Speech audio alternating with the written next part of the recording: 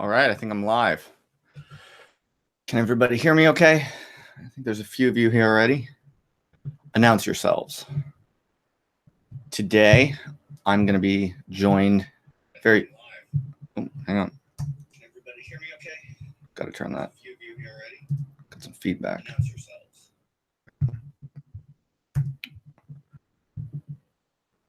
Okay, it's all sorted. Going to be joined in about 30 minutes by one of the pine tree guys, Storm King, who comes recommended to me from Nishiki, I think it was. Seems like an interesting cat, this guy, Storm King. I don't know anything about this like pine tree culture on Twitter, but seen it about. Seems interesting. Very curious about this one. This is going to be, I think of all of the podcast kind of interview hangout things I've done recently, this will probably be the one where I'm talking with someone that I know the least, and that I'm even slightly, I mean, how should I put this? Trepidatious. Only slightly. We DM'd quite a lot. He seems like a perfectly fine, decent chap. So I'm not too worried. But yeah, I just don't know that much about what he actually thinks. And I don't know that much about decelerationism. So yeah, like I'm a little trepidatious. It's a good word. I'm sure it'll be fine. But yeah, I'm curious. So if there's any, I'm not sure if we have any pine tree bros in the house already or not. But if there are, welcome. I should make clear, Pine Tree Man Lincoln Low Wave is not going to be here for until about 30 minutes from now. So if you're here for that, come back later. You might find my monologues boring or stupid. I'm not really trying to sell myself here. It's not for everyone. I totally understand that. So, okay, what else? You'll notice I'm wearing my contacts. I don't have my glasses on. You know, when my glasses are on, they're all reflecty, and it's kind of distracting and annoying. So I figured I'd put my contacts in for once. And I use these like disposable contact lenses. So you're only supposed to wear them for 24 hours. But I'm not a sucker. I'm not going to be duped for that propaganda. You can get away with wearing them for at least a whole week easily. And I do that regularly. Nothing bad has ever happened to me. People tell me it's stupid. People tell me like you'll scratch your retina or something, but I don't know. I don't believe it. Maybe if you have dry eyes, like dipshit, if your eyes are fucked up or you're old or something. Not there's anything wrong with old people. I'm not trying to play hate. I'm just saying that my eyes are nice and moist all the time. I'm a young, healthy person with functioning eyes. They stay moist. They can keep contacts moist for a while, even in your sleep. I mean, sometimes the contacts do get kind of hard and crusty. Sorry, that's not very appealing. But, the moisture comes back and then they soften up. So honestly, I think I could wear my disposable contact lenses for several weeks before I like really had to take them out from discomfort.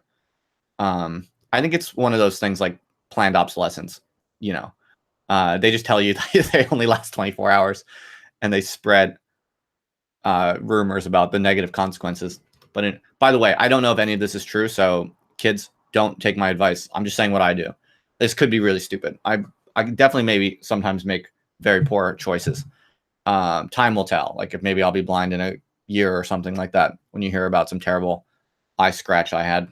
But so far, I mean, I've been doing this for years now, and I've never had any problems with it.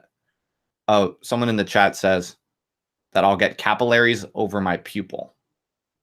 They become less permeable to air, and your eye needs blood vessels then. Maybe you could explain that in a little bit more detail. I'm not really sure what that means. Capillaries over your pupil. I've never had any of that, and I've been doing this for years. To be fair, I only wear contacts sometimes, so that might be part of it. Also, I've had my contact lenses, the actual physical lenses themselves, forever because I only wear them sometimes. So when I first got the prescription for contact lenses, I it was a long time ago, and I just used them sparingly. So it was like, I think more than 10 years ago, or about 10 years ago, probably, that I got this one pack of this one large, like multi-pack of contact lenses. And I've had them for all that time. And sometimes when I open the contact lenses, like the individual lens in its little like soup thing that it sits in, it's saline solution or whatever, it comes out like kind of, it's all like coagulated a little bit. It kind of worries me, like maybe my contact lenses have expired years ago, but I'm wearing them anyway. But again, I don't have any problems with them. I can see crystal clear. Yeah, this is basically, I'm basically decelerating the process of contact lens obsolescence. I'm also helping the environment because, you know, these contact lenses, when you throw them out, I'm sure they end up in the ocean and they kill, you know, one contact lens kills 20 Pacific blowfish or some shit like that. So I'm basically saving lives by risking my eyes to, you know, prolonged contact lens usage. Anyway, it saves you money also, even if they're old, even if there's an expiration date. Folks, the point of this first segment is, you know, just use things longer. Not from a recycling perspective. I'm actually not that much of an environmentalist. This might be a problem in this conversation because, I mean, I like the environment. I support, I mean, kind of, but not even, I mean, sometimes not even really. I mostly spend my time inside, and I hate the heat, hate bugs. The idea of forests, and especially rainforests and stuff, I mean, that just horrifies me. I imagine all the pulsing life in like the rainforest, lizards and insects and snakes and shit. I find all of that absolutely repulsive. It really makes me shudder with disgust. And so, you know, and then rainstorms and shit. Like, I've never really been a big fan of nature or the environment. But I mean, obviously, I'm generally sympathetic to the idea of like not destroying it if that's at all possible. But I don't know if that is. So that's going to be something that we talk about. But I hope Mr. Storm King doesn't, you know, hate me, or I hope we don't get off to a wrong foot just because I generally have very little interest in the environment. But maybe he can explain to me why I should. Right. So contact lenses. Yes, I'm wearing them. What else? Well, in other news, a few days ago, I kind of tried to commit to. I said that I wanted to do these streams on a schedule, and I said that I would do Tuesday nights and Saturday mornings. Well, last Saturday morning when I did it, I think it was just a bad time. There was not really many people around. There were not that many people in the live stream, so I think I learned that Saturday morning is just not a good time. So I'm not going to do Saturday mornings. So tomorrow there won't be any live stream. Not to mention I've done 3 goddamn live streams this week, and shit gets exhausting. So I'm going to keep this going for sure, and I'll stick with the Tuesday nights. That's a good night for me. So no matter what, I'll be doing these on Tuesday nights. About this time, roughly, a little bit earlier. I should say. I'm saying night. It's night for me. I don't know where the heck you all are. Yeah, someone says in the chat that I need to go into nature and go camping. Well, you know, maybe that's what Storm King is going to tell me too, but I just don't like camping. It requires too many like doodads. You have to kind of like pack up all this different shit. You know, people say that camping is like, oh, it's like going back to the basics, going back to nature. No, it's not. It's you have to you have to buy a bunch of shit, and then you have to pack it up. Stuff that I otherwise wouldn't really need to have. So yeah, camping, I mean, I like the idea. It sounds fun. Look, don't get me wrong. I love nature. I mean, like being out in beautiful scenery. I'm all about that shit. I'm lazy, and I spend most of my time reading and writing and that kind of shit and being on the internet. So the idea of like going and buying like a little like fork and knife and spoon combo doodad, like I just don't need those things in my life. So I think camping is unreasonably glorified. I'm sure it's fun though. I'm not knocking it. If that's your thing, all the power to you. I support you. All right. MILF Hunter. Hello. You can't be here for the chat, but MILF Hunter wants to share that they're mutuals with Storm King on Twitter, and MILF Hunter shares a lot of thoughts with Storm King. So there you go, Storm King. You have some fans here. What else? All right. So I also have some very interesting guests lined up, which I can share with you now. Since I started doing these live streams in earnest at a fairly high volume, a fair number of people have come out of the woodwork, and I'm now DMing with way more people than I can even keep up with, really. But among the people that you might know from Twitter that I have now plans to speak with in the next few weeks, one is this guy, Friedrich von Uxkol. I don't know how you pronounce that. I'm not a Germanophile. But yeah, he's interesting, strange cat in the kind of weird theory politics Twitterverse. And someone says Storm King's music is pretty good. I listened to some of it. I'm not really good with music, so I can't really like comment on it too confidently. But I found it listenable. Like I had it on in the background when I was doing some work. You know, like I said, I'm not very seriously, interested in music that much, so I wouldn't have too much to say in favor or against if I, regardless. But yeah. So Friedrich von Uxkol, or however the fuck you say that, maybe a German person can correct me, or someone who knows German can correct me. And also in the next few weeks, I've confirmed that I will be talking with Meta Nomad, another strange and interesting Twitter writer, thinker figure. So I'm looking forward to talking more with those guys. Or gals, I guess. I mean, I'd say their avatars are kind of like gendered, but at least Friedrich. But I guess Meta Nomad isn't. That could be any gender, I suppose. So bad on me. Sometimes I am actually sexist. It's very shameful. Right. So that's about it for now. No more housekeeping issues. So in the next 15 minutes, what I'm thinking I'll do is just kind of give a little bit of a opening statement for my own perspective on just all of these topics related to decelerationism. Just because, when I have a guest on, I want to give them, the mic for the most part. I'm happy to just kind of listen and ask little questions or whatever. I might make a little argument or go on a little spiel here and there, but for the most part, I'm quite happy to kind of give them the foreground.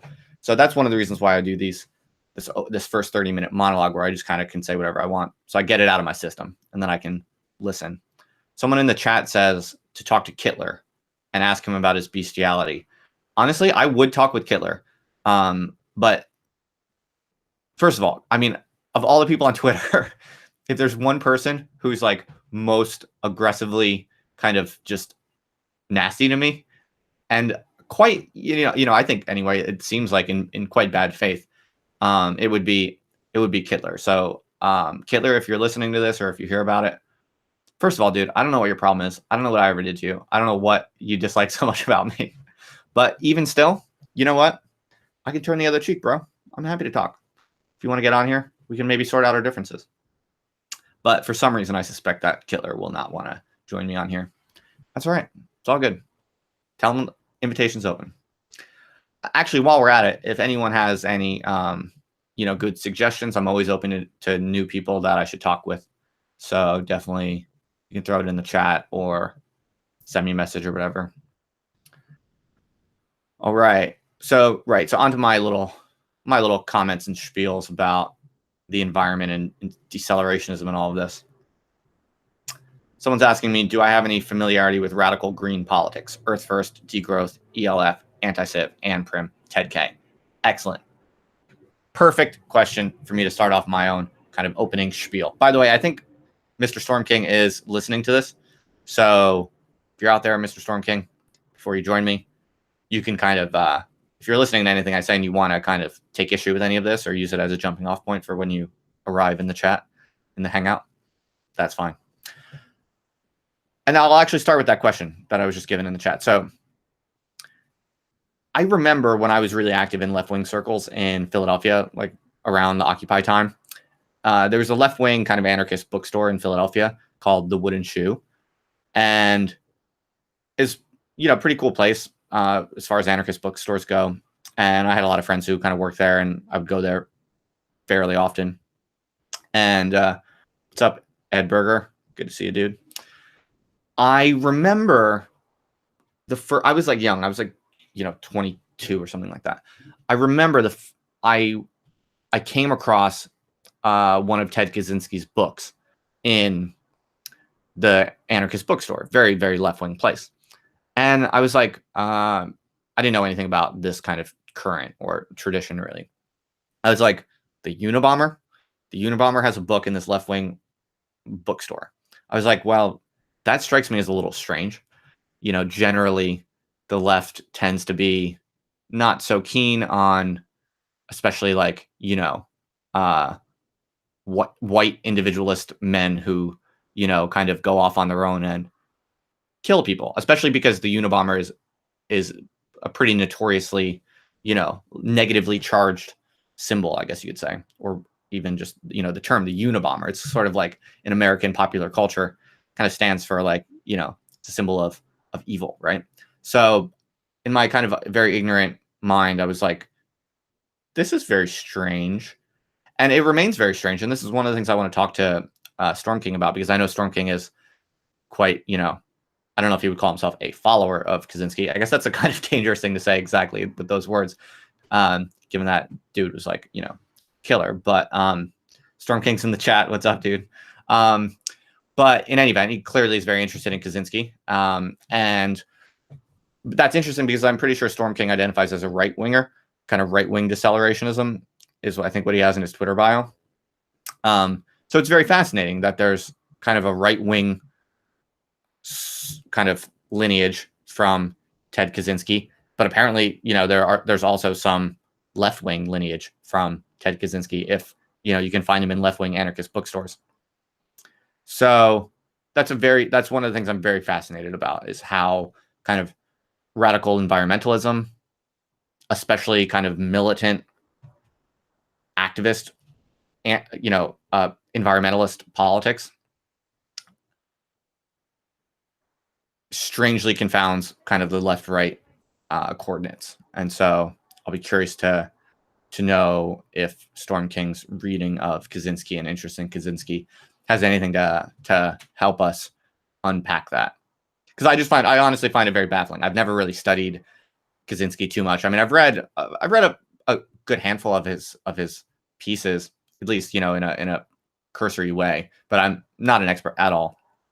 And, so that's why I'm interested in talking with people who actually are really interested and presumably well-read on these kind of fringe figures. So that's one of the key kind of pieces of background or pieces of personal interest that I'm bringing to bear on this, I guess. Another thing is one of the things I really want to ask Storm King, and we basically kind of discussed this in the DMs before this. Dark Phoenix, yeah, Meta Nomad said he'll come on for a stream. We're going to plan it soon. I'm very interested in this idea of decelerationism as a kind of school of thought and as a kind of emerging little subspace in the weird theory Twitterverse. Because they use this kind of slogan of like DEC, and that looks like to me like they're kind of implicitly positioning themselves as within the accelerationist debate. And so I'm very curious if people like Storm King and the Pine Tree bros are all like, if their view is that through whatever tactics the acceleration of global techno capitalism can actually be stopped or pushed back in any way at all. So from a practical kind of empirical perspective, is this idea of decelerationism, does it cut across and against the accelerationist perspective in that sense, that it doesn't necessarily think that techno-capitalism is now a kind of completely runaway process that is, surpassing humanity as such? Does decelerationism think that you can, or that we can as humans through, I don't know what, I guess going back to the land or, living in cabins in Montana or something like that, is the idea that decelerationism is saying that we, through these tactics or whatever, radical lifestyle changes and maybe radical, centralized political policies, that, the onrush of techno-capitalism that is identified by accelerationism, that maybe it can be stopped or paused or pushed back or something like that. So I'm curious. I'm curious about that. I wonder what Storm King thinks about that, and just generally what the decelerationist perspective says about that. Or, because it could be that they don't have any such grand political claims, but that it's more of a kind of, it's kind of more of an ethical perspective on the here and now for individuals to, find ways to survive with their families and whatever in their communities, despite, the kind of onrush of these brutalizing and inhumane, the industrial system or whatever you want to call it. So I would say those are kind of just very roughly or broadly two of the main things that I'm interested in. And I'm sure we'll talk about it in much more detail, and we'll pursue those broad questions into different little pockets. Also, finally, I guess what I'm very curious about is what exactly would be the difference between a left decelerationism and a right decelerationism. Because Storm King has, r/dec in his Twitter bio. So again, it's just like the LAC, RAC kind of subdivisions seems to be kind of signaling that type of categorization scheme. So if that is the categorization scheme, then I'm interested in, like, is there an LDEC? Like, are there people out there right now who are, I mean, I know that there's kind of like left-wing survivalism. I don't know if they're on Twitter, but we're like, in these kind of overlapping circles of strange Twitter intellectuals that is kind of in my purview. But I know of left-wing preppers, basically. I mean, one kind of slogan you hear summarizing that subspace of ideological thought is this idea of disaster communism.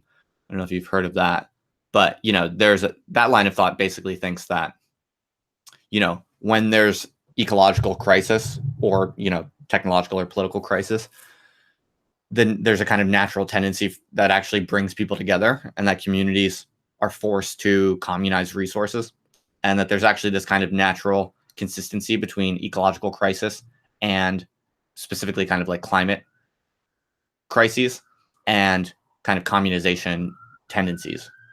So that'd be interesting. I don't know many disaster communists personally. Actually, my friend Brad Garrett, who's an academic currently in Australia, I know he's doing research right now on preppers, and he's a left-wing guy, and he's quite interested in this sort of stuff. So I think he's kind of in spirit a disaster communist, but he's not exactly writing about that. I would like to know, actually, my friend, the JMO on Twitter, JMO, I don't know if you're watching this or if you end up watching this later. I know sometimes you see some of the stuff. JMO's a real cool cat who I talked with recently, and his ideological perspective, I think, is quite complicated, but sociologically and temperamentally, he's a kind of left-wing guy. Really interesting guy, by the way. He's really interested in like creative, engineering of land, basically for optimal kind of survival through the ecological crises that are coming. And yeah, so he's kind of like a disaster communist type a little bit. I don't know if he would identify with that, but yeah. Anyway, I'm just saying that there is this kind of left-wing current, and I can think of at least some people who might be thrown under that umbrella that kind of says like, yeah, go back to the land, go, align yourself with nature, but do it in a communistic way. And that there are even kind of natural inclinations in that direction that make that actually the ideal way of doing it, and also the ethical way of doing it. So I'm curious to learn like what exactly is the right-wing decelerationist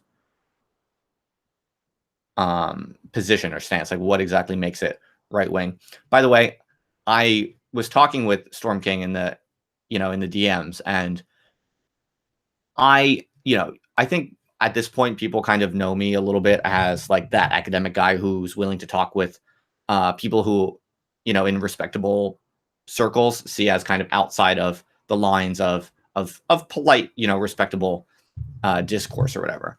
I'm just, most of you know me by now. I'm just really interested in, strange ideas, and I just go where my interests lead me.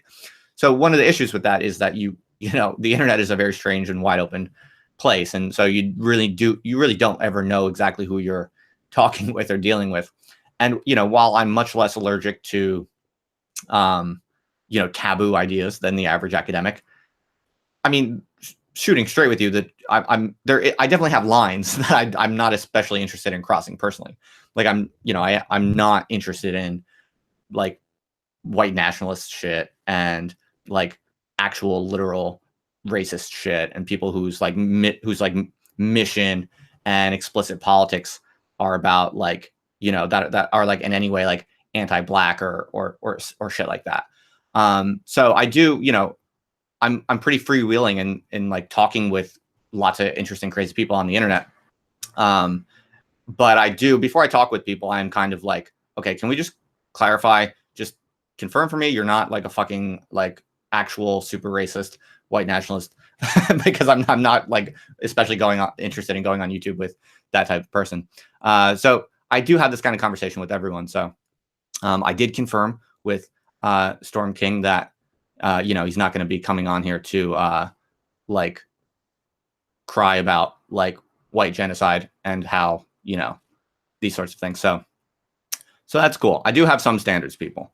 But having said that, so the reason I bring this up is because he's, I don't think that he's confirmed for me that he's not like a kind of white nationalist kind of like right winger type. Like that's not what he's mainly interested in. That's not what he's talking about, as far as I can tell at all. And he more or less confirmed that with me. So then what is right wing about it? Like I've kind of seen his Twitter feed and I've read the interview with Nishiki, and I've kind of seen these like Pine Tree people. I get that they're kind of temperamentally right wing. I get that kind of aesthetically, but I am curious like where the right wing, like why does it necessarily have to be right wing? So that's what I'm hoping to learn from Storm King. And now it's about time to bring in Mr. Storm King. Oh, Storm King adds that Ran Pryor, I'm not sure how you would pronounce that, is maybe LDEC. But anyway, we're going to get into all of this. So, right, and Prim's also, right, like I guess John Zerzan, people like him, he's a left-winger, I guess, right? All right. Let me send Storm King the link.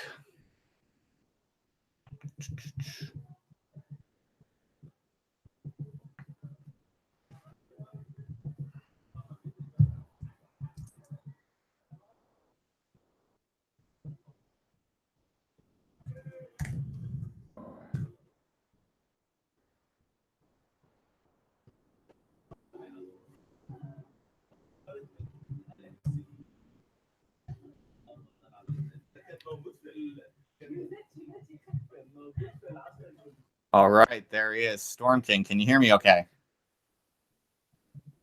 Yes, I can hear you. How you doing? All right, I can hear you. Good. How you doing today? You all right? Yeah, I had to do a little medical procedure earlier today with my back problems and stuff, but I'm feeling a lot better, so pretty excited. Oh, did you have like a operation or something? No, it's a herniated disc, and I had some PT and stuff like that. That was pretty hard. Oh, okay. Well, I'm sorry to hear that, but you sound like you're in good spirits now. Yeah, I'm feeling pretty good. Good. So I'm curious, what would you like me to call you? Storm or King? You can just say Storm. That's what most people say. Storm. Okay. Yeah. Cool. I noticed you have a Southern accent. That's interesting. Yes, I am from the Southern U.S. I'm currently living in the Amazon rainforests. No shit. Yeah, in a hut. I somehow doubt that. Cool. Well, thank you for joining with me. I'm very curious to pick your brain about all the topics I was just kind of listing. Yeah, those were all really good questions. I think we'll have a lot to talk about. Okay, good. Excellent. I'm sure we'll have plenty to talk about. My first question, if you don't mind, I'm just curious, how old are you? I'm 30. Oh, okay. So we're peers. That's cool. Yeah. Interesting. All right. So do you have anywhere you'd like to start, or shall I pitch you a kind of a starting question?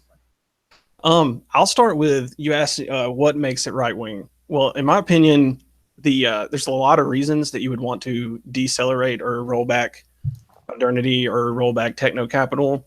And I think your reasons why you'd like to do it are where the partisan politics come in. Okay. I would like to be able to have a community that respects nature, that respects our biological tribalism, that recognizes hierarchy, you know, things like that. So and other people want like a more anarchist type of freedom to fly their freak flag without the government and so on and so on. So I think mostly it's about the reasons why you want to do it.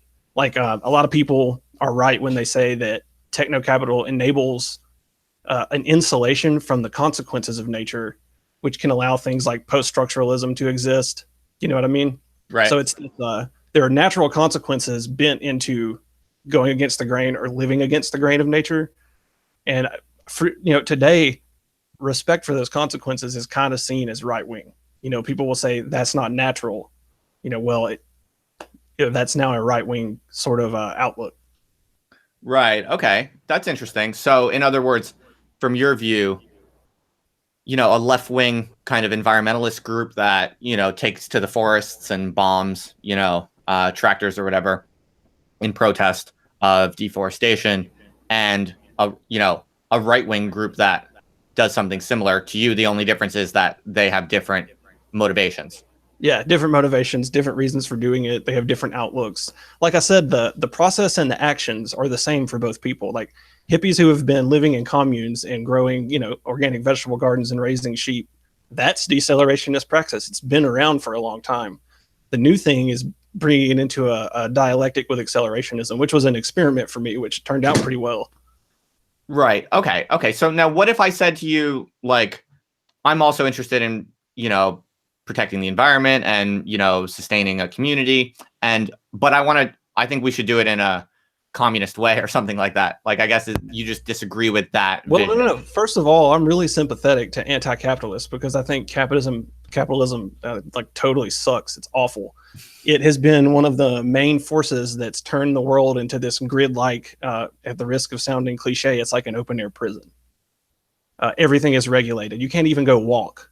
Like if I go and try to walk in the suburbs, I'm going to hit a road, somebody else's property. I'm going to hit fences, all kind of shit like that. If I get in my car, I can drive on a narrow strip. I can go a certain speed. I need insurance. I need a birth certificate and all this stuff. Shit. Right. Where was I going with that? Yeah, I think that answered a bit. Okay. Right. So, I mean, I'm sorry. Okay. Communism. Yeah. So, it's about owning the means of production. I'm not super well read on communism, but I think I understand it pretty well. And, owning the land or working the land, when you become holistic with your environment, you're a part of it. We don't have this alienated prosthetic being that's separated from the holistic flow of nature. You can actually become, you're not saying I'm me and here's the means of production and I'm owning it. It's now this holistic community that extracts value directly from the land itself. So to that extent, you've already done away with a lot of these middlemen that, alienate what would be workers from their value. It can be a kind of communism. And I don't have a problem with that, with the economic aspects of communism in that sense. I have no problem with that. Okay, that's interesting. So suddenly you don't sound so right wing, Well, it's like the things that make me right wing are that I'm a big fan of heteronormativity, and I believe in human biodiversity, and I would like to have some self determination for my co-ethnics. That's about it. Does that make sense to you? I think so. I mean,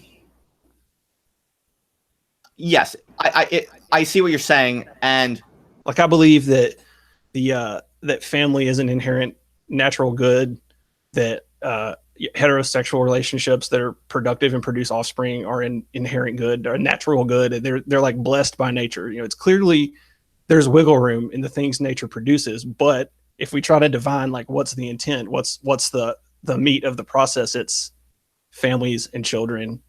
You know what I'm saying? And then there's some biological tribalism that would underscore the other things I've said. Right. So those are the right-wing things about my thought process. Okay, so I don't want to get into this like tiny little detail of this like vast kind of interesting ideological space that we're going to try to excavate. But just since it kind of just came up, I do kind of want to just say real quickly that, in my view, like across the world, no matter where you look, ethnic politics is one of the most common things in the world. I mean, it's very very standard, nearly universal. Like most people in most parts of the world at most times and places have some sort of like ethnic identity, and that has some role in people's political identifications and shit like that. I could not care less personally about white people. I don't give a shit about like white like identity or like promoting the interests of the white people and shit like that. Like, and I personally do tend to think that white people who are into that kind of thing are often, getting like very at best like dangerously close to fucked up shit that I'm like not cool with. So, but I'm not. You didn't say anything bad. Like you just said that you're kind of interested somewhat in your ethnic group or whatever. Like that itself, I'm willing to say doesn't offend me. That itself is like not bad. That's like pretty standard and universal is what I'm saying. But I'm also saying I'm not interested in that shit. And I'd rather just like push the conversation in a different direction. But I did want to say like what I think about that. Yeah, that's fine. And I go further on some things than you would want to go. But again, like it's not, I mean, I read stats and I look at the stats and, I draw conclusions from that. But we don't have to talk about that. What I will say is that how much could have been avoided? How much like bullshit could have been avoided by just not making the ethnic thing this big, ridiculous fight?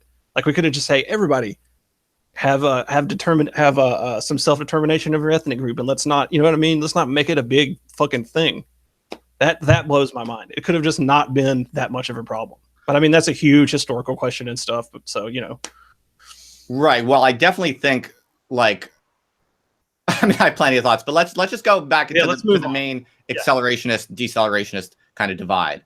And it's kind of already come up in something you said I kind of want to jump on, which is I'm curious how, like, is the decelerationist idea that from your perspective, like, do you believe in a practical, empirical sense that it is like a possibility available to humanity to actually stop the onrush of techno-capitalism? Okay, I think it's very, very unlikely that it will happen, but, suspend your disbelief for a second. Let's say that the entire global industrial system, we just turned it off. So then it stops. So you think that that's available? Like we could just collectively... it is possible to do it. That's a very low chance. What I actually think will actually occur is that we will... the runaway train of techno capital, which is a runaway train, will continue to a crisis point and it will snowball. And there will be a lot of people that die. And the people that don't will be the people that are prepared. So that's a lot of what I do in my personal life. I mean, I don't see it stopping. There's basically no history of a society voluntarily decomplexifying. It doesn't happen. Sure. Yeah, right. Okay. So I think we agree on that point.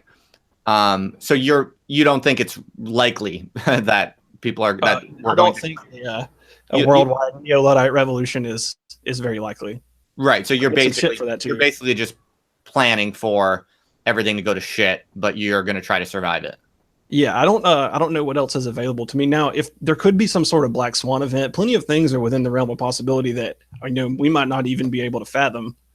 And I'm perfectly willing to take advantage of those things. And we are building networks, and some of the guys that I know from this sphere are building compounds and stuff. Not like scary. We're gonna not like 3%er style compounds, but more like a what I'd mentioned earlier with the older hippie communes and stuff. Like people are really doing that. Right. So you think in principle we could possibly somehow collectively, stop the onrush of techno-capitalism, but you certainly don't think it's likely. I don't think it's likely. We could stop it. It could be stopped. All natural disasters could fuck it up. One of the things that really scares me is that there are several processes in the ocean that are in runaway, and one of which is microplastic proliferation. The other one, and this is tied to it, is acidification.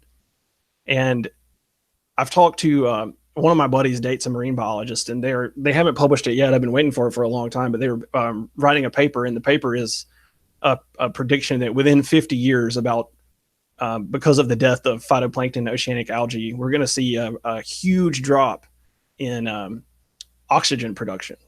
So that would be one of the things that's a candidate for sort of decelerating the system very fast. You could have fuel collapse. I haven't gotten into peak oil yet, but that's something that's on my list to investigate. But there are a lot of culprits for things that could sort of naturally, it's just the runaway train of capital hitting its limits. It's just getting to the point where it can't go anymore. Right. Okay. So that was going to be one of my other questions: is what do you think is the most likely pathway for this kind of grand decelerating rupture? So I know you and I DM'd a bit about John Michael Greer, and I know a little bit about this whole kind of. He's not a collapse person. He thinks it will be very slow. Right, but you think it'll be quicker? I really don't know. I really don't know. There's so many things to consider. I wouldn't really feel comfortable making a prediction, but I will put roughly a 50-year timetable for it having a serious beginning that makes people really wake up and take a look at it. I will say that. Right. Okay. Okay. Interesting. I just kind of wanted to get a little bit of clarity on just the basic parameters of how you see the whole the long-term decelerationist kind of empirical trajectory. So I guess you're skeptical that artificial intelligence is going to take off and somehow become its own autonomous capital super economy or something like that. The birth of the machine god. I don't know. I don't know. Yeah, I'm pretty skeptical about that. Right. Okay. Okay. I think maybe we'd see something already, or it could be that things are going on that we don't see. But there are still a lot of problems with it. Like I don't know if an AI can even get past the B8 problem yet, which is the ability to tell a handwritten 8 from a handwritten B. Those are the type of things that a lot of the things that we take for granted that we can do with our cognition, AI has a lot of trouble with. And some of those problems haven't even been thought about yet. Do you understand what I'm saying? If you're trying to approximate like a human intelligence with machinery, those are the things you'll run into. Okay, so why don't we switch gears a little bit? And you know a lot about Kaczynski, I think, and you said I'm pretty well read on Ted. Yeah, you're a fan of Teddy K. I respect his work. Yeah. Okay, that's a good way to put it. I would love to hear from you why don't you tell us briefly, why you think Kaczynski is so important? Well, he's a lot of the things he says aren't particularly new, but he said them in such a he's got really pointed prose. He says them it's like there's a surgical quality to his writing. And I don't know if it's just me and my temperament, but a lot of people who I've talked to have read it and just sort of been smacked in the face with it and taken a look around and seen things in a different way. Like my experience of that was I grew up rural. I grew up in the woods. I grew up doing all this stuff. So I had a lot of his theories running in my head for a long time, more poorly articulated. And then when my life took me to the point where I discovered his writings, it was like this huge event for me. So I think his psychological profile of sort of like, I guess what you'd call like low hanging fruit leftism is very powerful. His concept of over socialization is just absolutely right on the money. I mean, he's just really good. He's really eloquent and precise and surgical and really perceptive. So, well, he definitely has a kind of very, very crystal clear kind of engineering type of mind, and it comes through in the writing. That's for sure. Do you, whether he's right or wrong, about the larger things is a fascinating question, but definitely you've seen his writings that, as you said, he has a very surgical, very precise lens on the world. So I can agree with that for sure. Now, I guess you see him as a right-wing figure. No, I don't. Oh, you don't? So what do you think? He's explicitly said that attaching politics like that to a hopeful radical green revolutionaries, neo-Luddites shouldn't attach politics like that to it. And so I think if you're going to attempt to carry out the revolutionary strategy he lays out, that you shouldn't attach those type of politics to it, because there will be time for that later. There's a lot of time pressure on this because I don't think we have that long, and that's also one of the reasons I think it's very unlikely. I think if you were to fairly categorize him, he fits somewhere into some sort of perversion of the libertarian right, because he's very focused on human freedom. Okay. And as I said earlier, the right-wing things for me are the reasons I want to do this. Does that make sense? They're my motivations are coming from more of a conservative natural law type mindset. Right. Basically, but Kaczynski himself isn't partisan. A partisan, but he was left. You're saying he's a partisan of the left wing, but his writings were very critical of left. No. Okay, partisan is maybe not the good word. He's just not a lefty or a righty. He tries not to do that.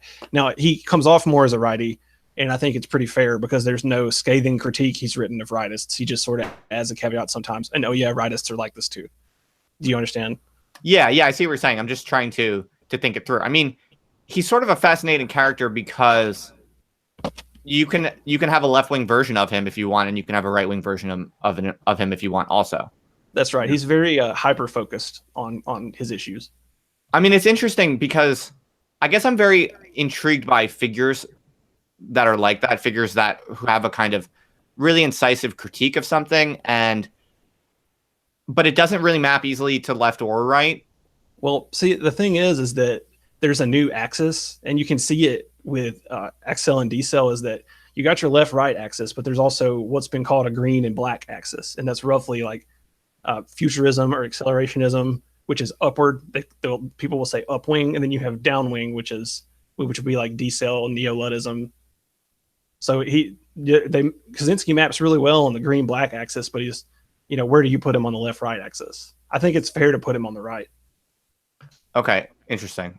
So, sorry, we're gonna just be jumping around a little bit if that's okay with you. That's fine. I'm with it, man. Going back, I'm still kind of trying to parse something that we talked about previously, which is decelerationism, in other words, at least as far as you see it. Maybe there are other decelerationist people who see it differently, but you don't actually disagree with the accelerationists in the sense that you seem to agree that there's. No, I think they correctly have nailed down the process of capital as a runaway train. Yeah, right. I think they're right. Yeah. Now, some of them will carry it into like almost a theological view, and that's where capital is this. It's like a substrate of existence, and it's in everything, and it's a large chunk of your humanity, and it's the teleological end at the end of the universe. Like Land says, it's this Neo China arriving from the future. Now that I don't have the epistemological position to say if that's true or not, so I don't go that far. But yeah, I think descriptively of the process, they're correct. I don't think anyone has the epistemological sophistication to know whether China is going to arrive from the future, but that's just an example. But yeah. No, I'm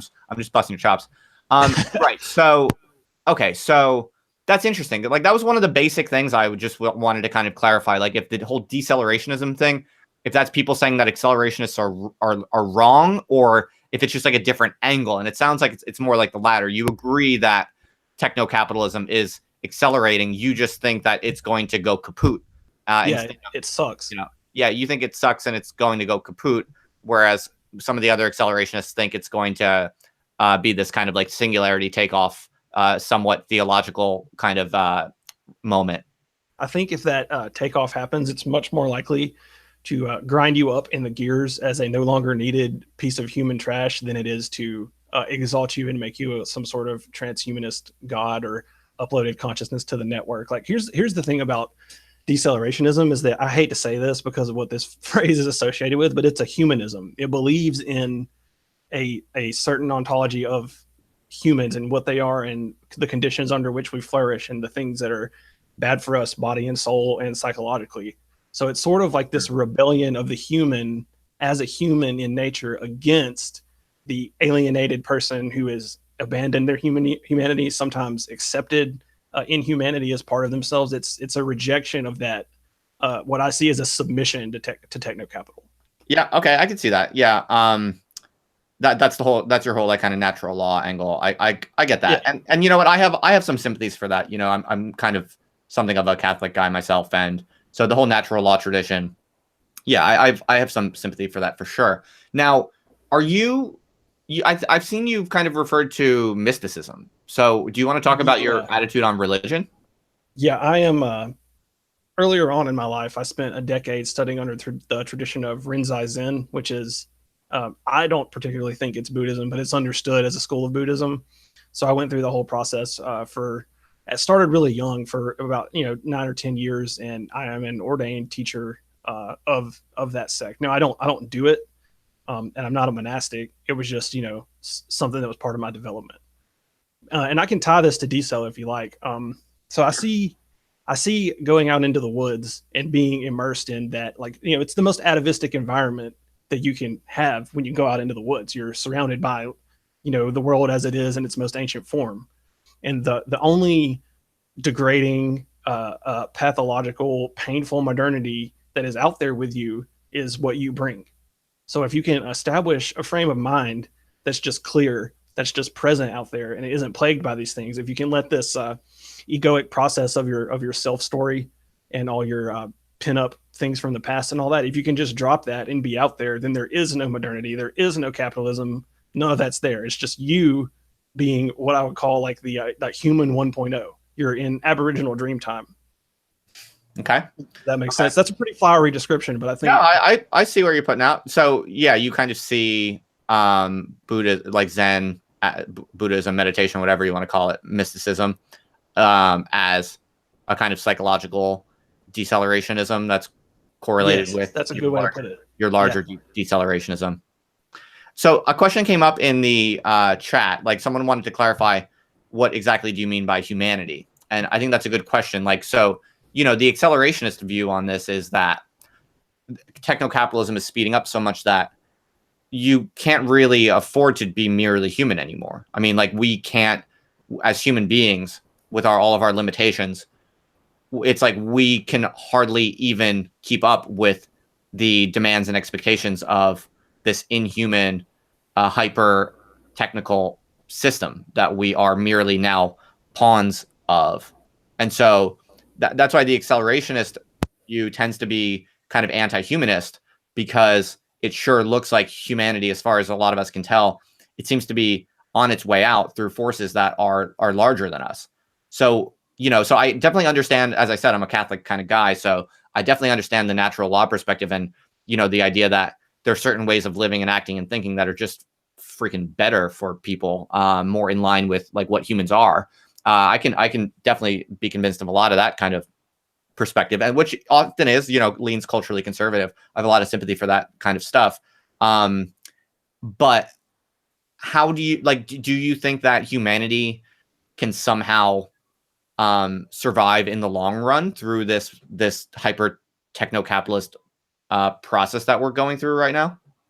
My prediction would be that if it does indeed burn itself out and people survive, then yeah, I think there's a chance. But I mean, again, that's just such a large speculation. I mean, who knows? But I will comment on some of the stuff you said also. The accelerations again here are right, and this is why I said that. So you live in a world it's grid-like, it's regimented, it's hyper-real in a Baudrillardian sense. There's complete collapse of semiotics in a lot of places. It's a world that is the tyranny of the quadrilateral over the organic curve, the phi ratio. You know what I mean? It's so that's why it's so uncomfortable, because the world is not built for human 1.0, which we still are.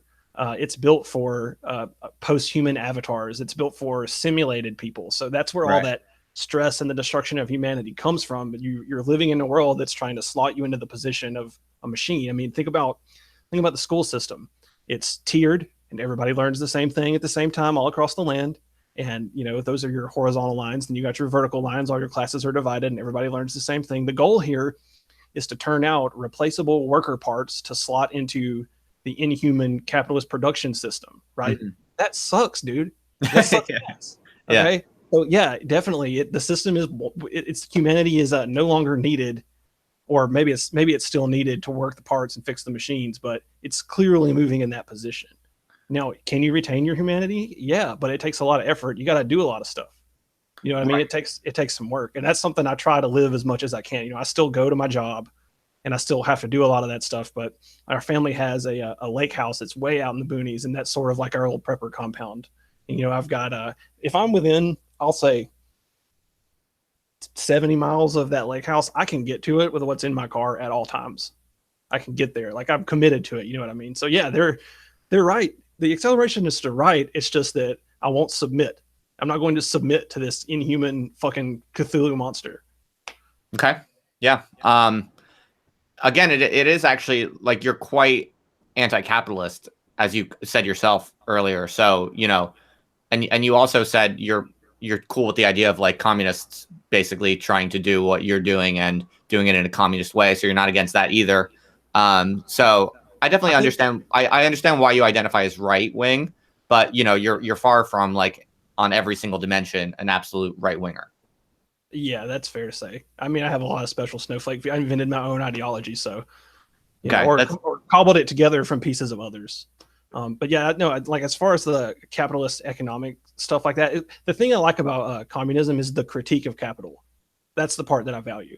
Yeah. Right. Okay. So there's a lot of baggage on it that I'm like, nah, I don't want that. But the critique is really good. And I think in general, alienating people from their labor, yeah, that sucks. I've had that done to me. Nobody wants that. It's fine if you're okay with it, but I just, like I said, it just sucks. Right. So yeah, well, I can definitely agree with that.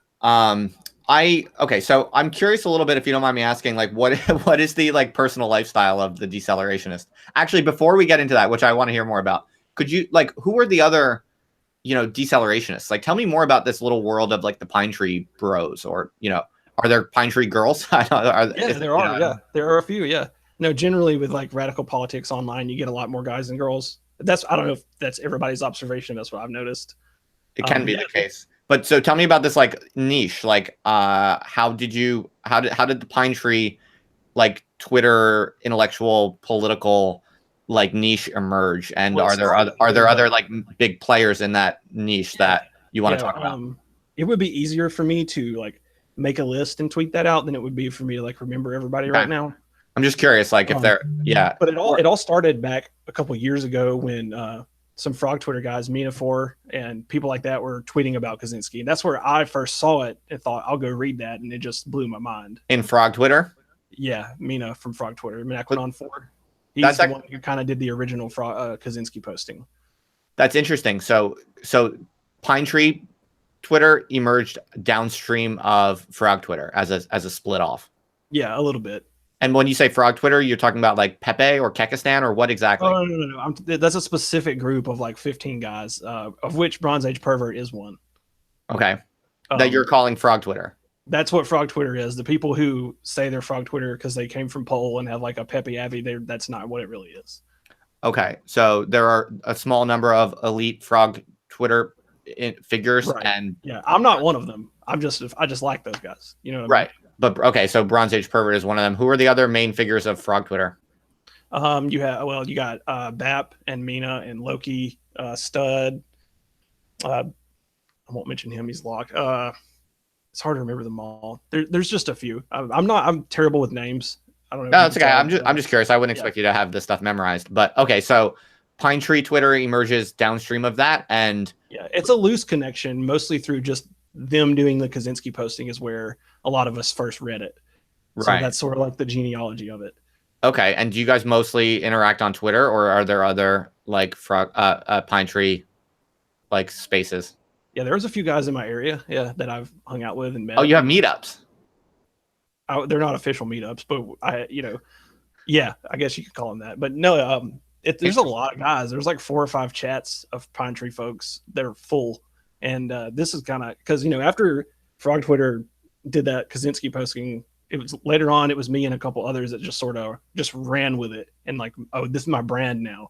And that's what it was at first, but then I started to really care about it and really get into it and saw how it linked up with the things I thought for a long time. So you got Nature Gaze is another guy, Wild Patrock on Twitter, Eco Autist, who used to be another account, which I won't mention because I don't know if people know he was that account. There's there's a little core group of people who sort of got the ball rolling. Interesting. And I'm not gonna like at all say anything about your location, which I don't know much about anyway, but the Amazon rainforest. That's right. But I guess if you say that you hang out with people who are in Pine Tree Twitter, is it fair to say that Pine Tree Twitter is like geographically correlated? Like there's a certain part of the country. There's people everywhere. It's just some of us happen to be close to each other. Interesting. There's people in other countries. One of them apparently lives across the street from you. From me? Yeah. No, you're kidding me. No, Justin, I'm just messing with you. I'm just messing with you. I was about to find that very fascinating. I don't know where you live or anything. I just couldn't resist that. Oh, okay, fair enough. So does Contbot count as frog Twitter? I don't think so, but they're really good friends with each other. Okay, interesting. Very, very interesting. Okay, so now that we said that, tell me a little bit more about what is the everyday life of the deceleration Like, I'll tell you what I do, and it's pretty similar to what everybody tries to do. So obviously, like my whole thing is, I try to spend time in nature when I can. I try to do my meditation every day, which I'm pretty good about. Watch my diet really hardcore. I avoid endocrine disruptors and plastics and all that stuff. So that's like organic food, roughly paleo. Every now and then you got to get a pizza. I'm not perfect at it, but I've learned a ton of bushcraft skills, how to fish, how to do primitive fishing. I can make you a fire with sticks. I can. You were talking about camping earlier. I can go camping with a knife and a tarp and stay there for a week if I want to. Nice.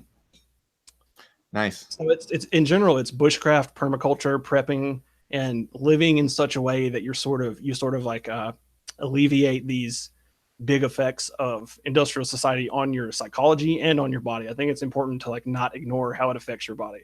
You know, try and stay in your circadian rhythms. Two of the most important things before you go to bed: go outside barefoot. Okay, turn everything off in your house before you go to bed. Go outside barefooted, walk around for a minute, then go directly to bed. Don't touch any faucets or outlets or your phone or any of that. Really? You'll get the best sleep of your life. Yeah. With dirty feet? Yes. Your feet are supposed to be dirty. You have little girly man feet because your ancestors have been wearing shoes this whole time. You think having dirty feet helps you sleep or what? Well, I mean, you know, you don't have to get your feet dirty. You can walk like in the driveway.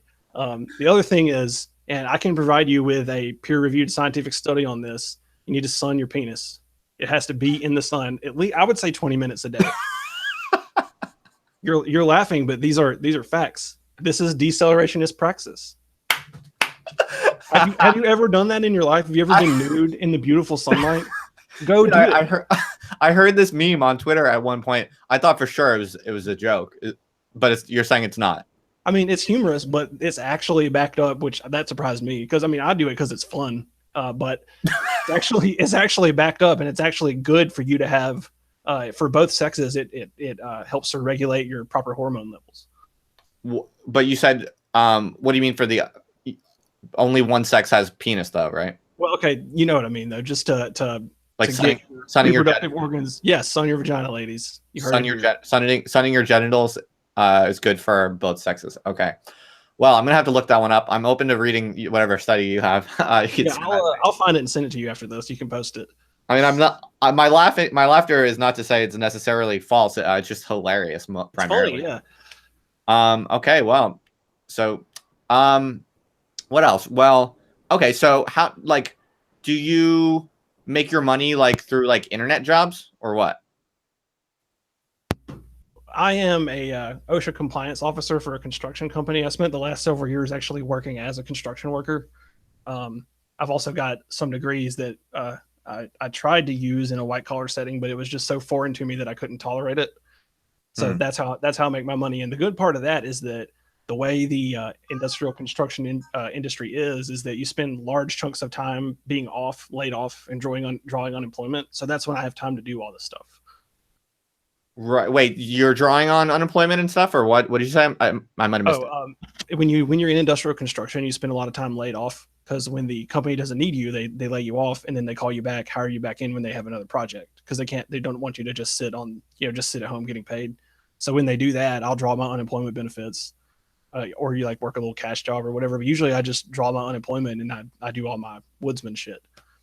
Okay, so about how many hours a week do you do like alienated labor? Generally, well, I actually have a union job, so it's less alienating for me, and I have a lot of autonomy in this new job. But usually 40 hours, and then sometimes there'll be these big projects where they'll put you on 7 days a week, 12 hours a day for a couple months to get it done now, fast, hurry. So okay. Terrible. So you do work full-time job, like a full-time, fairly normal job. Yeah, it's just I only work it about 8 months a year on average, sometimes less, sometimes more.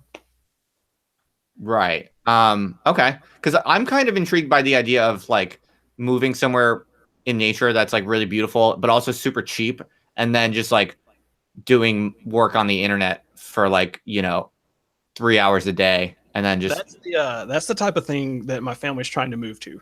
Okay. That's where we're trying to get. But there are people that depend on my wife and I to work. We have older family members and stuff who we're basically their support system and stuff like that. So, we got we got 1 foot out the door as far as our exit goes, but we're trying to move towards that. Right. So some people in the chat are kind of asking right now about, is decelerationism just anti-capitalist and not anti-tech? Or is it one of those things where you think the whole technological system is bad, but so long as you're stuck in it, you're going to use the internet and shit? Yeah, I mean, that's basically it. I have no problem doing that stuff, and it's not people often say this shit to me oh, well, you have a Twitter account owned. You're not a genius if you say that. Okay, listen, it's not the tech that's the problem. A hammer is tech. A sharpened stick is tech. It's the big ubiquitous system and these grand psychological and ecological effects that are bad. It's because it's so big and dominating. Like, is a hammer, yeah, if you have a hammer at your woodland shack, is that going to over socialize you and limit your freedom and stuff? No, it's not. It's the level of tech. It's the intensity of the media as far as, you know, Baudrillardian effects go, and it's the ecological effects that come from the whole system. You know, so Okay. that's sort of my. Does that make sense? Right. So, do you think, like, is it part of your kind of political perspective in decelerationism that, like, this lifestyle and the kind of anti-capital, anti-tech perspective and the lifestyle implications that come from that perspective, like, are you calling for other people to do that? Like, do you think other people are ethically obligated to do that? And so it has like a kind of strong normative frame, or are you more nihilistic? Like, you don't care what people do. You just want to survive. I would like as many people as possible to do this stuff. I think you could make a case for that you have an ethical duty to do it. I haven't ever thought about that, so I'm not going to make one now just because it's not something I've thought about a lot. But I mean, considering the consequences, I think, yeah, you could make a good case that people have an ethical duty to do that. But I want as many people to do this as possible. So I know some of the kind of collapse type theorists feel very strongly that there's just no way an overwhelming majority of current human beings are going to be able to make it through the bottleneck. Are you more optimistic? Like, do you think maybe if everyone kind of radically changed their lifestyles and political structures were changed, like, a lot of people could survive? Or do you think it's like, whether we like it or not, even under the best conditions, there's going to be a massive bottleneck and, like, you know, competition for survival among like a very small number of people who are going to make it through? I think in general, to the extent people follow like the prescriptions I've made, more people will survive as far as generating our own consequences goes. Like the things that we're currently doing that are bringing about these catastrophic endpoints in the future, the more people that follow what I've said and do this stuff and get ready and learn, more people will survive. Okay. So, and is decelerationism different than anarchist primitivism? Yes, you can wear glasses in decelerationism.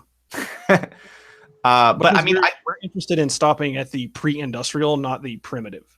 It's kind of a misnomer. It's actually kind of a meme calling ourselves anarcho-primitivists, because it's funny because now people are like, anarcho and prim is fascist, which is a ridiculous and funny thing to hear people say. So, okay, so you don't want to go as far back as anarchist primitivists. Yeah, that's not necessary. So, I mean, there is one, and it would probably be cool. You know, it'd probably be interesting to see if you can make that work. But, you know, I personally would like to go back to the pre-industrial just to avoid the Kaczynskian consequences and the ecological consequences. Okay, so Edmund Berger has a good question. He's asking, do you think that there's a specific time in history that serves as an ideal model for equitable human/society tool relations? Oh, man. I would have to think about that.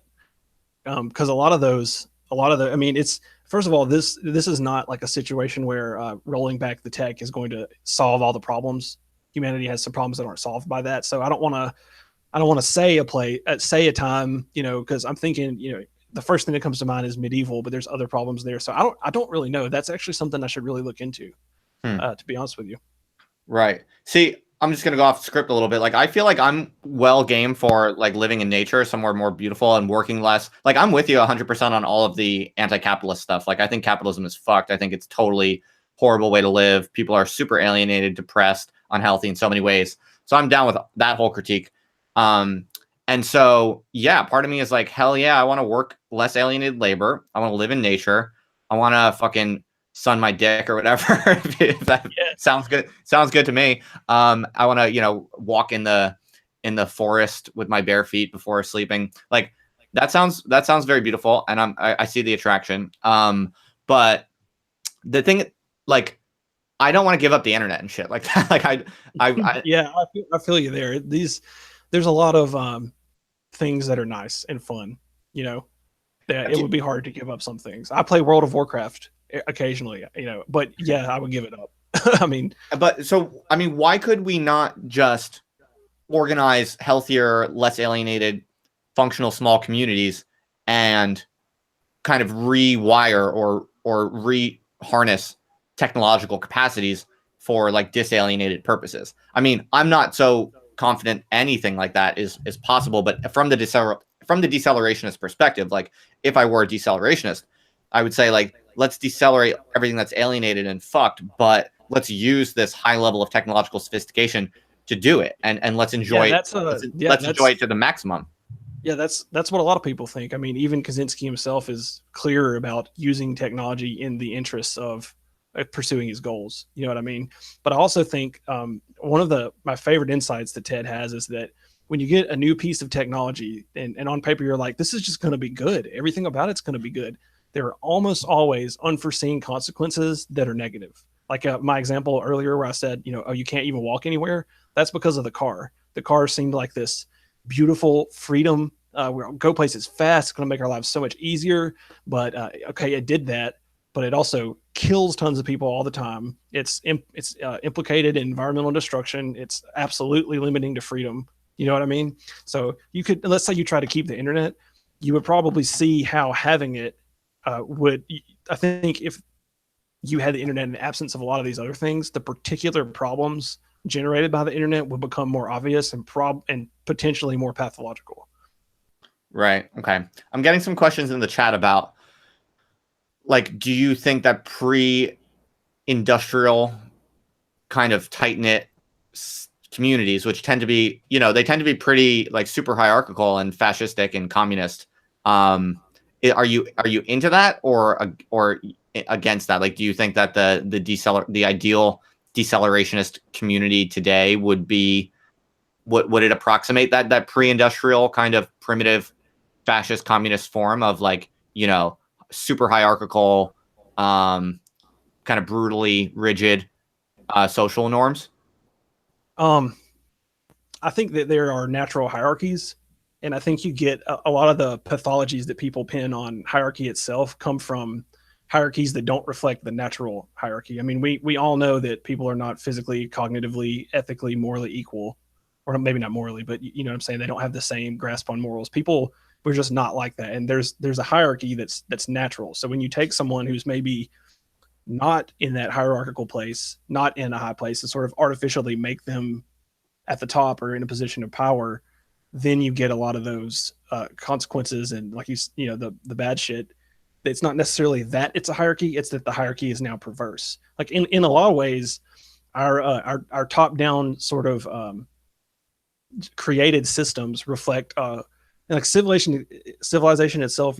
People will say, and I think this is pretty good, that the flowering of civilization in its like rigid grid-like capacity is actually a collapse of a higher order which is emergent. Okay. But I mean, as far as me, like, yeah, I would like to live in a hierarchical community. I mean, they're actually, again, people will want me to find this study. It was in a book I read a while ago, but if you're in a hierarchy and you accept your place in it, and it's actually where your place really is in the natural hierarchy, there are actually this generates good biochemical reactions for you. Like, yeah, I know. If you have a just leader who does what he's supposed to do, or a good father, that's actually really good for you.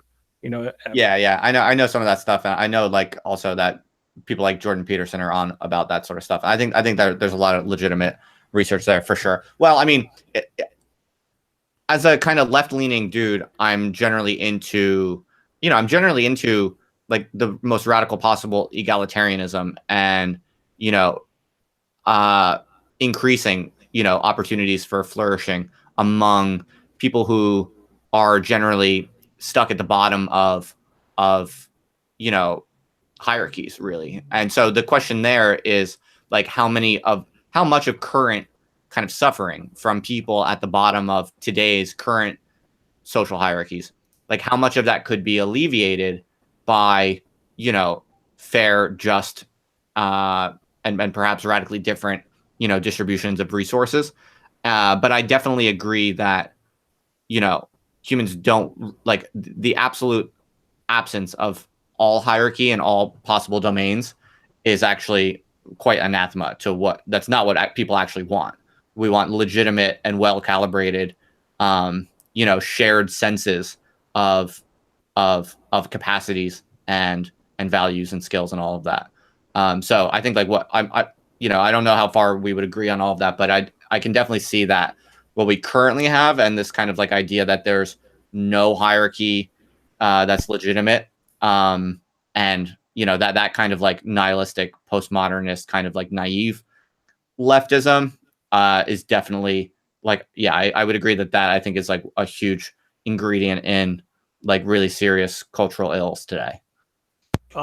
What that makes me think of is I've made a critique of like I always say like low hanging fruit leftism, and I feel like that some of the newer stuff like radical egalitarianism and people doing call outs for like ageism and ableism and some of that like more cartoonish stuff. Mm-hmm. Some of that stuff is embraced by capital, and and like queer identity politics is currently like super embraced by capital, and it's almost like, Mm-hmm. hey, we're saying all this good stuff about you, we're hiring you, we're we're saying what you want in the media, and so if you want to look the other way on some of the evil shit we're doing. And I think a lot of that stuff sort of frustrates like serious committed like hardline Marxist Leninists and stuff like that. Like some of the newer developments in that type of leftism are actually captured and being used by capital to frustrate the actually threatening parts of that ideology.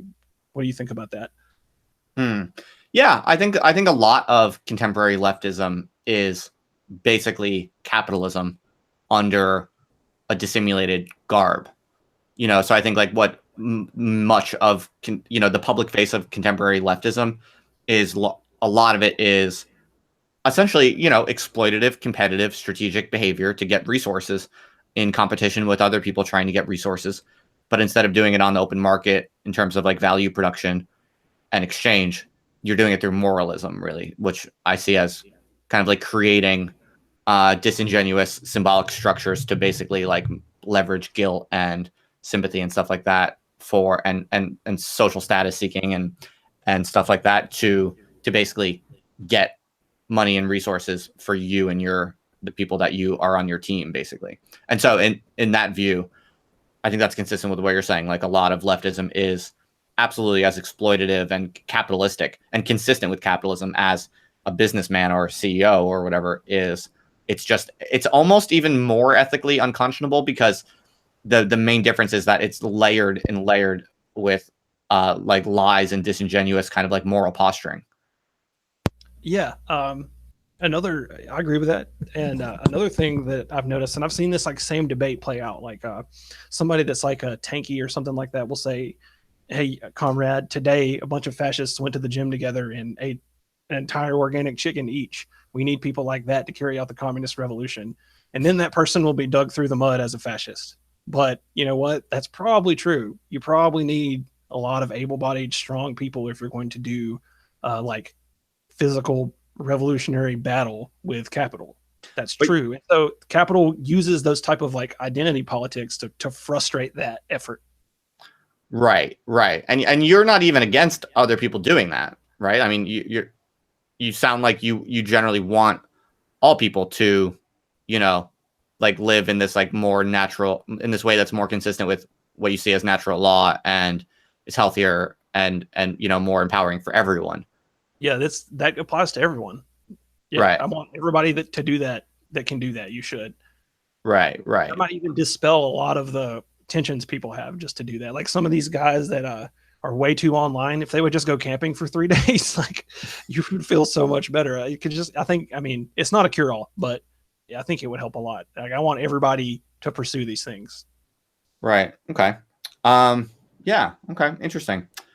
Is there anything, I mean, I kind of had only a few bullet points and we mostly went through them, I guess, more efficiently than I might have expected. But the efficiency is a good thing. I mean, is there anything on your mind about all the stuff we've been talking about that maybe you haven't got out yet, or you want to ask me anything, or I don't know, any? Well, I guess I'd have to think for a second. I had some things in mind earlier, but my memory's not so good, especially when I get under the spotlight. That's all right. Yeah. I don't know, man. But I think we had a good conversation. Pretty productive and stuff. Yeah, it was interesting. I mean, I definitely have a better idea of the whole decelerationism thing on the key questions that I wasn't so sure about. I mean, I think like what's kind of emerging for this little stream show that I'm doing is there's just so many wacky ideas and kind of schools of thought and camps out there on the internet that it's, for the normal person, myself included, it's just impossible to actually follow it all and read it all. So I'm like, Yeah, it's hard to pick it up from the tweets. yeah, exactly. So my idea is kind of just like, I'll just get someone who's game to talk. We'll have an actual conversation, and hopefully, like by the end of it, I'll at least just understand the basic idea and the basic gists of it. And I feel like, oh, that's right. Real quick, there was a question someone asked that I forgot. Someone wants you to talk more about Aboriginal dream time.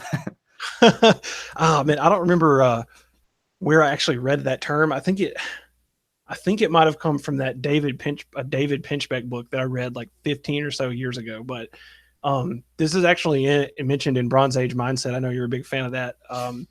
So what I'm talking about is like this extremely atavistic consciousness that primitive man has. What you would, Bronze Age pervert compares it to like a constant religious ecstasy. You're not. It's sort of just like it's almost like the natural default human as an animal consciousness. It's what people are looking for when they pursue the mystical traditions. You're present. Like, let me just go into this more since we got time. Sure. So what I see, okay, so there's you, Justin, the being sitting there, flesh and blood, brain, and all that, right? There's your holistic, phenomenological being, and then there's a mental artifact in your head that's your self-representation, right? It's the voice in your head and all that. So that is a later development of humanity that came along with the complexifying language. That's my theory.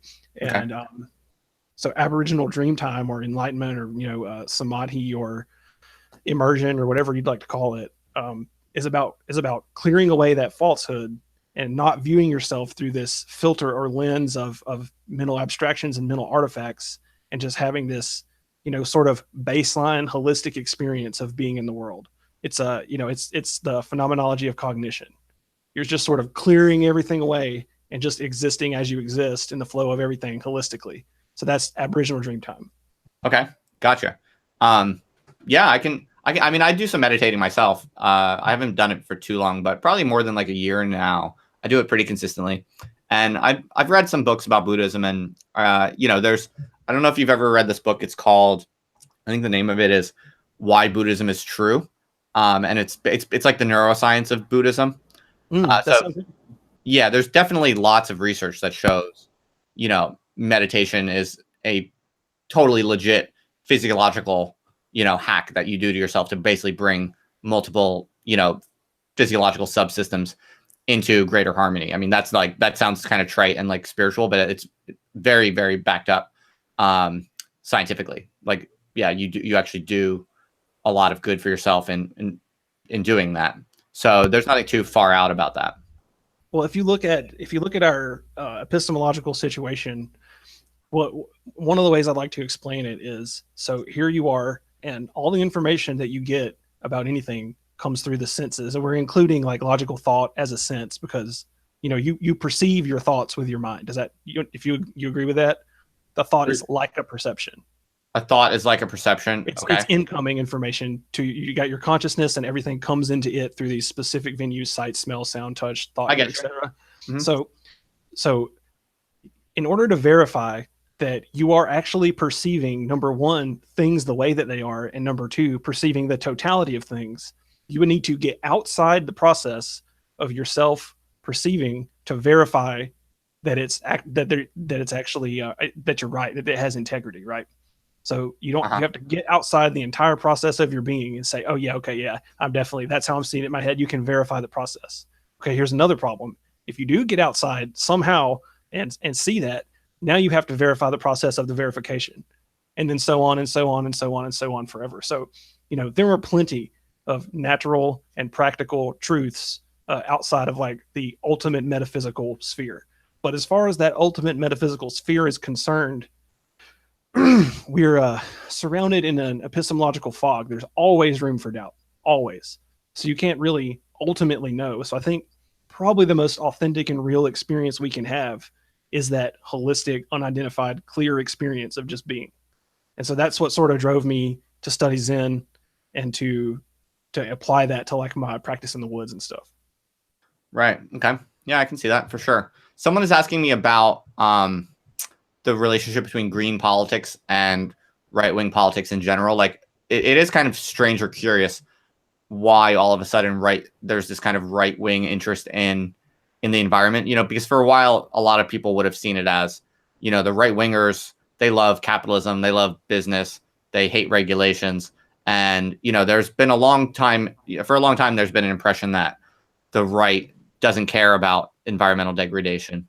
Yeah, that's a really modern thing that you can blame on like American Republicans and their European counterparts. I mean, if you go back in like the deeper reactionary tradition, you got blood and soil and all that. So it's no surprise to me to see one of my friends has blood and soil environmentalist as their bio. To me that makes sense. Like when you say right, most people think of like George W. Bush and what's the guy with the brain tumor, John McCain, and those people. So they've sort of like sullied the tradition with their absolute garbage. Right. Okay. So it doesn't surprise me, but people who are mostly acquainted with like modern politics, I can see why that's surprising for them. Yeah. No, I know those kind of longer term historical correlations. Yeah. I think that it surprises a lot of people. I mean, I guess one interesting, maybe general question that is fitting for as we head towards kind of wrapping it up is, do you ever think about maybe that, in the true critique of, what Kaczynski or you guys call like the industrial system, I think is the term you use for it. Yeah. Capitalism, whatever you want to call it, really. Like in the true critique of everything that's kind of wrong about the system, is it maybe the case that wouldn't really have necessary left or right wing implications, and that, I guess you did kind of say this at the beginning, didn't you? Yeah. That you think you can do it from a left wing or from a right wing perspective. That's what you said, right?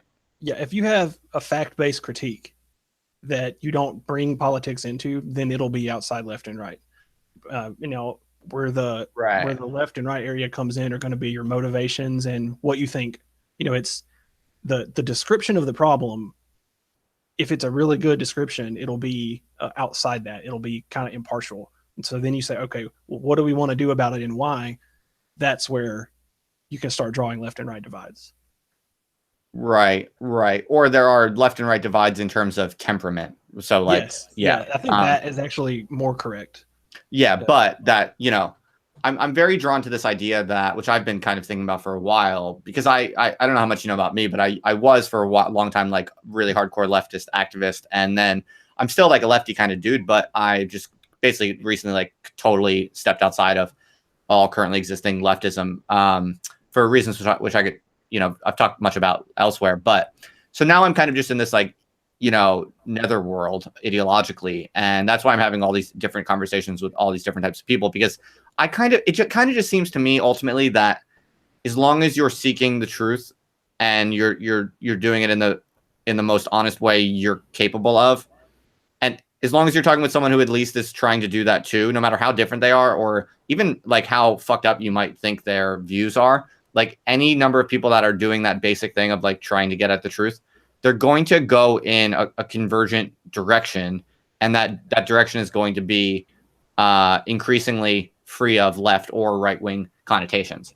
And it was kind of interesting in my conversation with Nick Land, which I just released recently. I'm gonna watch that soon. I'm really interested in that. Yeah, there was also like a similar kind of dynamic, and he's interesting because he does kind of insist on, the preference of his preference for a kind of right wing perspective, but in many parts of our conversation, we were constantly kind of converging towards these ideas or statements that really were neutral or unconditional with respect to ideology. And I guess that's why there's this other kind of camp, which I guess I'm adjacent to also, of this idea of unconditional acceleration. I think that really kind of nails the idea or intuition that ultimately the true reckoning with empirical reality is going to be, there's no reason to believe that it would have a left wing or a right wing character. It would just be unconditional. Yeah, I think purely descriptive things like that can be that's pretty fair for those things. When you bring in what I want to do or my prescription, that's going to be based on a person's temperament and make up what they believe, the conclusions they've come to. So yeah, the description that accelerationism makes as far as being unconditional, it's right, and you're correct that it doesn't have sort of innately that political bent to it. Right. So actually, one random quick thing that I forgot to ask before. So you you see Bronze Age pervert as a decelerationist? He's adjacent. Yeah. I mean, he's talking about going back to the Bronze Age. Right. True. Yeah. Yeah. Well, so does that answer Edmund Berger's question before? Like, is the Bronze Age the ideal moment of, you know, man tool disalienation? Yes. Maybe that was the answer. It's either that or the Mongolian steppe life during that time. So someone's asking, do you think that the ideal would be under a kind of pre-industrial mode, that if we could get back to this pre-industrial mode that you think would be ideal, would the social and political situation just be characterized by the friend enemy distinction? Like, it would basically be, I guess, tribes or camps, and you're either friends or enemies, or is that the basic category? Yeah, I think the psychological effects that come from modern hyperreality in the industrial system just like complicate things a lot. So if you don't have that, yeah, I think it would definitely move closer to that sort of simplistic distinction. It's more naturalistic distinction. Right.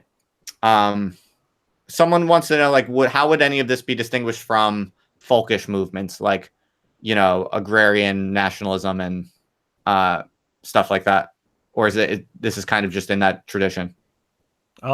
I don't know. I haven't thought about that. I mean, that stuff I don't know exactly. It runs the range from being like really bad to some of it's actually pretty cool. So I don't know. I'm gonna leave that one alone. Yeah, no offense to the people chatting, but I think the questions are starting to get a little thinner as we go.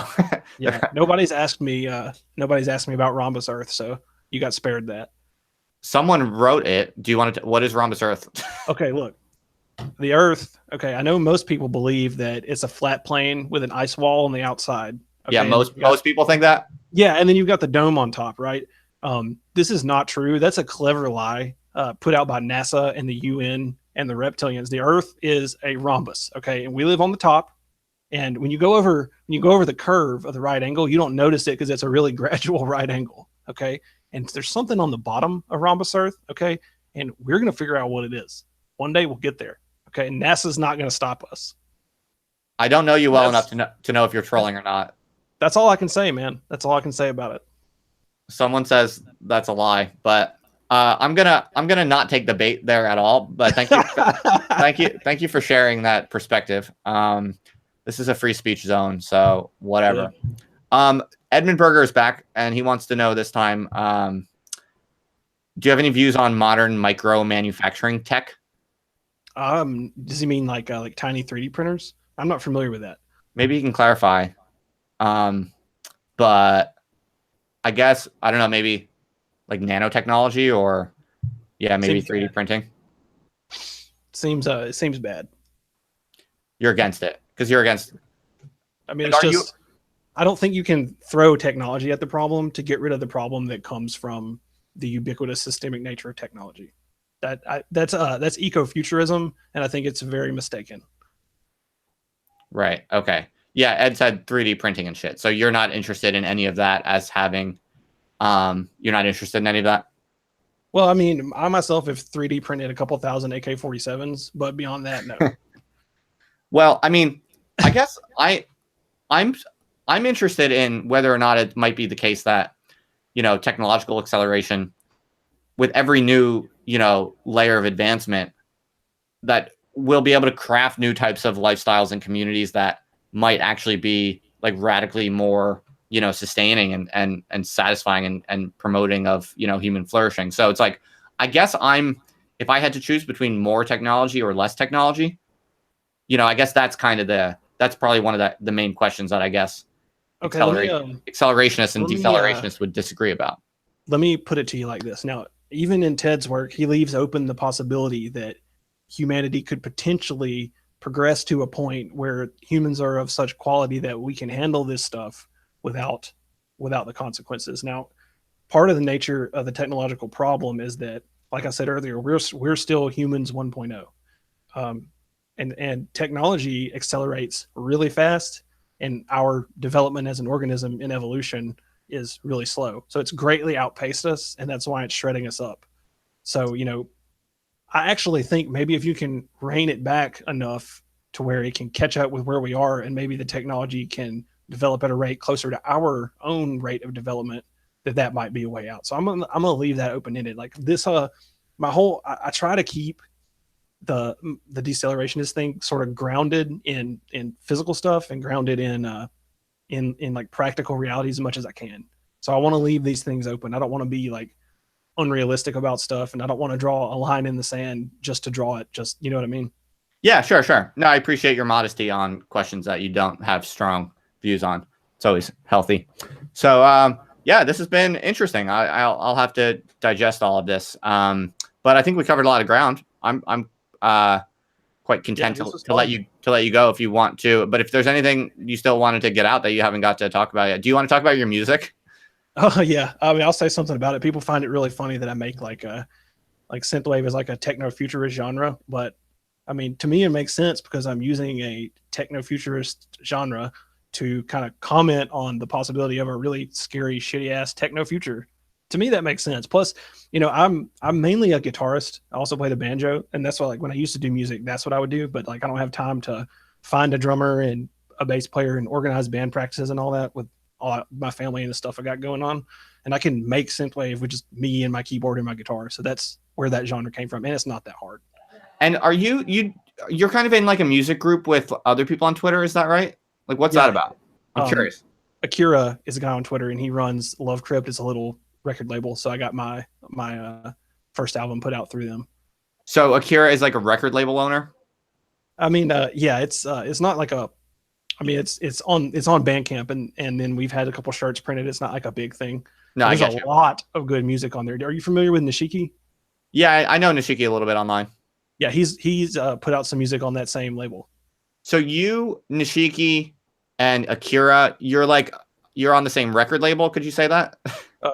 Yeah, you could say that. That's pretty cool. Like, that's interesting because I don't think of, when I think about the internet and I think about all the people on Twitter, I don't think about record labels. So that's why I was curious, because I saw that you guys are kind of linked through that, and I was always, what's it called? Loved Crypt?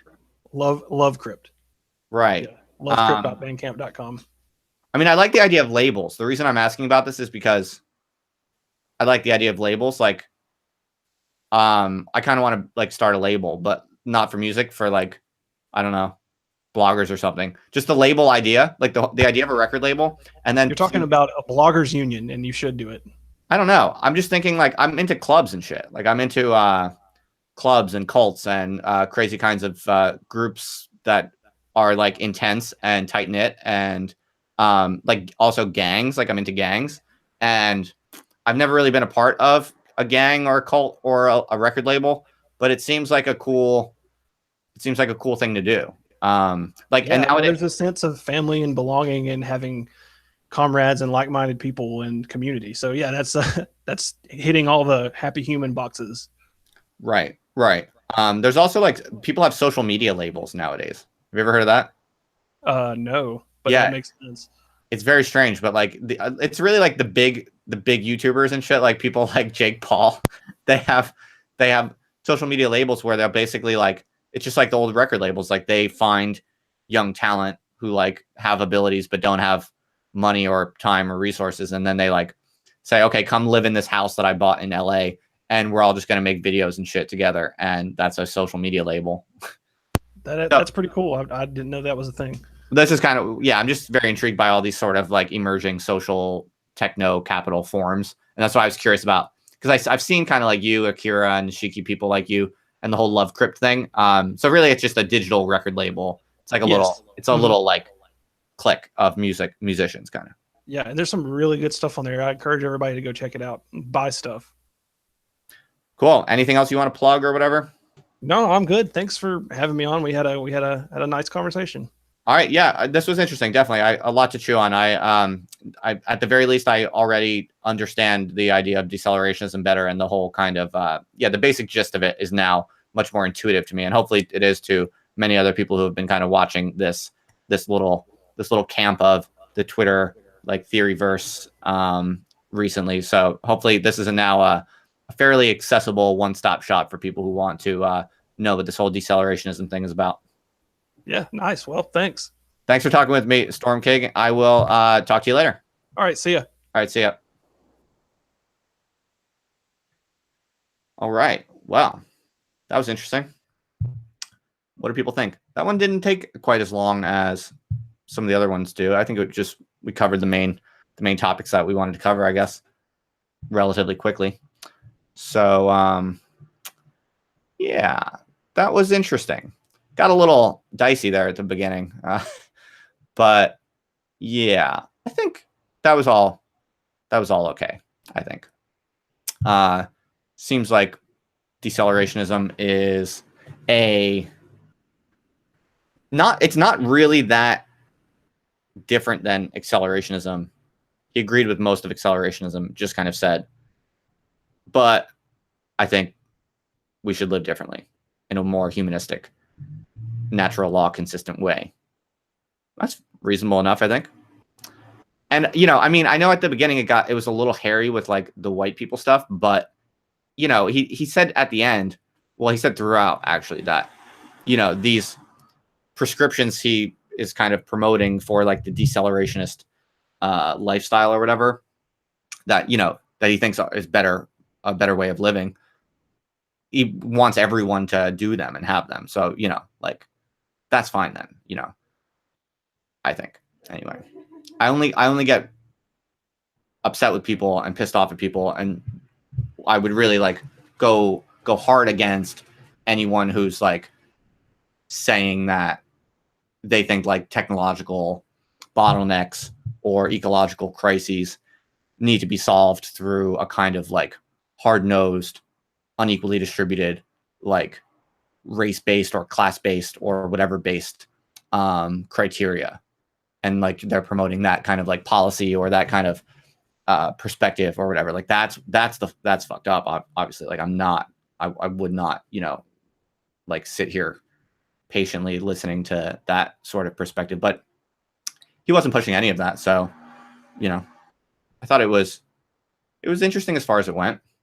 And yeah, other than that, I don't have any other thoughts other than the ones that I said with Storm King in the conversation that we had. Any last thoughts from the chat room?